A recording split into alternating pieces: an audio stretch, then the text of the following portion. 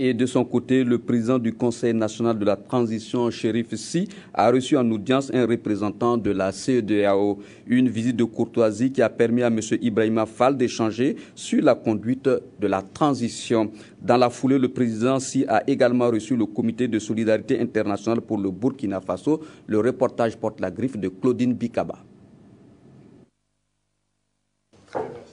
Le président du CNT, Chérif Sy, a reçu l'envoyé spécial du président de la CEDEAO au Burkina, qui est venu échanger avec lui essentiellement sur la bonne marche de la transition. Une visite qu'il considère tout d'abord comme un acte de courtoisie. Au sortir de cet échange, Ibrahima Fall juge la transition comme étant sur les rails et dont les premiers pas sont promoteurs au regard de ce qu'il a pu entendre. Les premiers pas sont prometteurs. Nous entrons dans le vif du sujet, puisque très bientôt, un chronogramme de la transition et un calendrier électoral vont voir le jour. Et nous pensons que tout doit être fait pour préserver la transition et pour lui permettre d'être couronné de succès.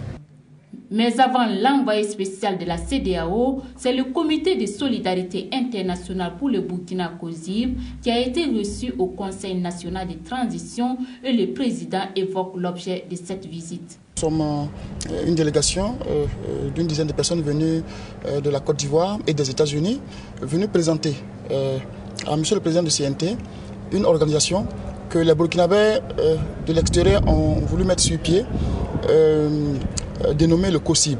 Le COSIB, c'est le comité de solidarité internationale pour le Burkina, qui est un comité que nous avons porté sur les fonds baptismaux le 29 novembre pour accompagner la transition.